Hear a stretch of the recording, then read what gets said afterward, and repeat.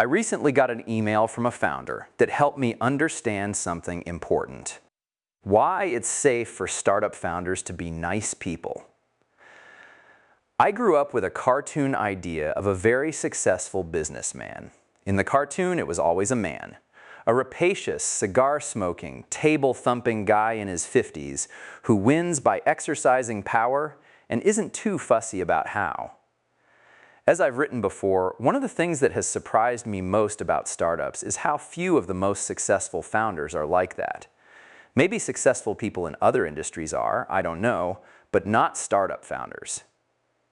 I knew this empirically, but I never saw the math of why till I got this founder's email. In it, he said he worried that he was fundamentally soft-hearted and tended to give away too much for free. He thought perhaps he needed a little dose of sociopathness. I told him not to worry about it, because so long as he built something good enough to spread by word of mouth, he'd have a superlinear growth curve. If he was bad at extracting money from people, at worst, this curve would be some constant multiple less than 1 of what it might have been. But a constant multiple of any curve is exactly the same shape.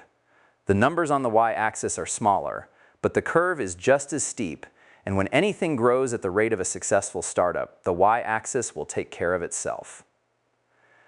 Some examples will make this clear. Suppose your company is making $100 a month now, and you've made something so great that it's growing at 5% a week. 2 years from now, you'll be making about $160K a month. Now suppose you're so unrapacious that you only extract half as much from your users as you could. That means 2 years later, you'll be making $80K a month instead of $160K. How far behind are you? How long will it take to catch up with where you'd have been if you were extracting every penny? A mere 15 weeks. After 2 years, the unrapacious founder is only 3.5 months behind the rapacious one. If you're going to optimize a number, the one to choose is your growth rate. Suppose, as before, that you only extract half as much from users as you could, but that you're able to grow 6% a week instead of 5%. Now, how are you doing compared to the rapacious founder after 2 years? You're already ahead $214K a month versus $160K and pulling away fast. In another year, you'll be making $4.4 million a month to the rapacious founder's $2 million. Obviously, one case where it would help to be rapacious is when growth depends on that. What makes startups different is that usually it doesn't. Startups usually win by making something so great that people recommend it to their friends. And being rapacious not only doesn't help you do that, but probably hurts.